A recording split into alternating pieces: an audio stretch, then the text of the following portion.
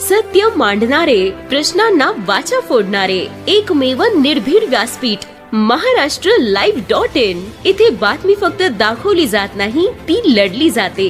Subscribe करा, like करा, share करा, बेल आयकॉनला टच करा। भारतीय जनता पक्षामध्ये मागील 2 दिवसापासून नाराजीचे सत्र सुरू आहे। त्याच्यामध्ये विशेष करून महिला आघाडीला तिकीट नाकारून पुरुष पदाधिकाऱ्यांच्या पत्नींना तिकीट देण्यात आले, अशी या पदाधिकाऱ्यांची नाराजी आहे।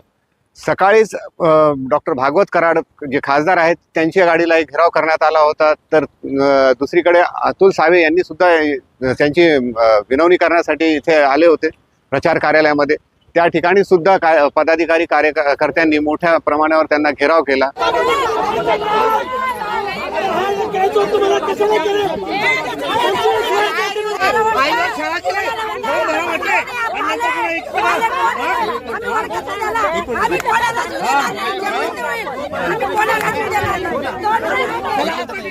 नाहीये म्हणून आम्ही निष्ठेनेच काम केलेलं आहे। आम्ही दल बदलू लोक नाही आहोत, आम्ही पक्षाचे लोक आहोत, पक्षाचंच काम करणार।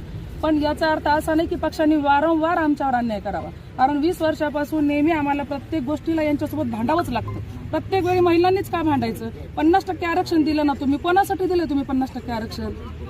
महिलांसाठी दिलं होतं ना, मग महिला पदाधिकारी होत्या का कोणाच्या बायका, मैत्रिणी, आई, बहीण, वहिनी यांच्यासाठी होतं? मग असं सांगायचं ना आम्हाला।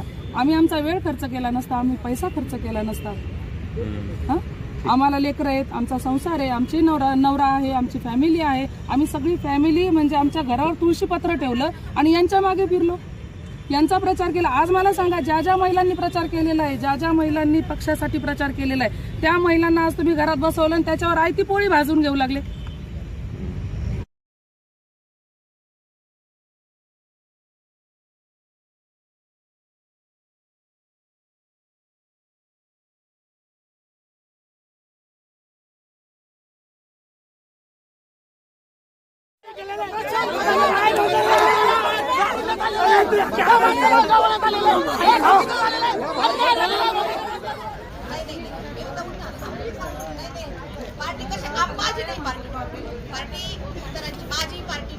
बुट काढणार काय खरं वाटतं का मला? नाव आंदोलनाचं बुडवणार आहे आता का आग्रह करताय?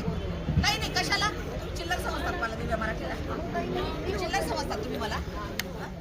येणाऱ्या काळामध्ये यांचा जो आहे बंड तो शमणार की नाही तो वेळ ठरवेल, परंतु सध्या स्थितीला भाजपमध्ये मोठ्या प्रमाणावर बंडाळी होण्याचे चिन्ह दिसत आहे। महिला आघाडी मोठ्या प्रमाणावर नाराज असल्याचे दिसून येत आहे। महाराष्ट्र लाईव्हसाठी महाराष्ट्रलाइव्ह.in।